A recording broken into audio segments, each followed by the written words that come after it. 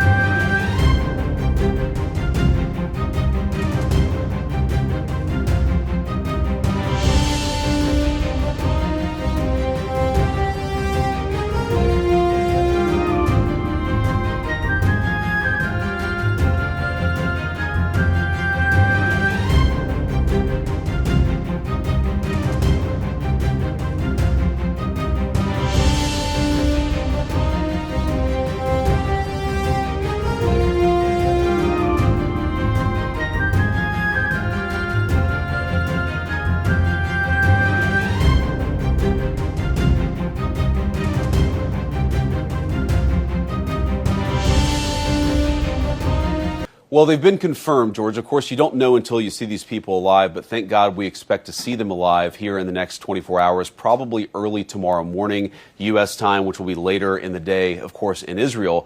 But look, George, we have to remember this is a remarkable achievement from an administration that really chose a non-conventional path to diplomacy. And I think that's the major takeaway. The President of the United States instructed Marco Rubio, Jared Kushner, Steve Witkoff. He said, get a deal done. Talk to the Gulf Arab states.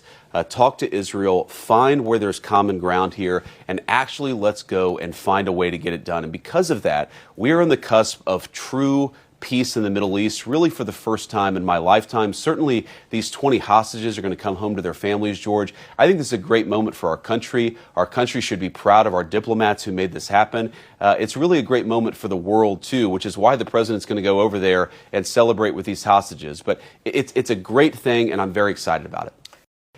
George, so that story is actually misreported. We already have troops at Central Command. We've had them for decades in this country. They are going to monitor the terms of the ceasefire. And that's everything from ensuring that the Israeli troops are at the agreed upon line, ensuring that Hamas is not attacking innocent Israelis, doing everything that they can to ensure the peace that we've created actually sustains and endures. But the idea that we're going to have troops on the ground in Gaza, in Israel, that is not our intention. That is not our plan. There was a bit of a misreporting there, but we are going to monitor this piece to ensure that it endures. The other piece of good news that's been underreported, I think, George, is that Indonesia and a number of other majority Muslim states, they've actually offered to send ground troops to Gaza to ensure the necessary peacekeeping takes place. That's not something the United States is going to be expected to do. That's something the Muslim world is going to step up and do. And that, again, is because of the Trump administration's diplomacy.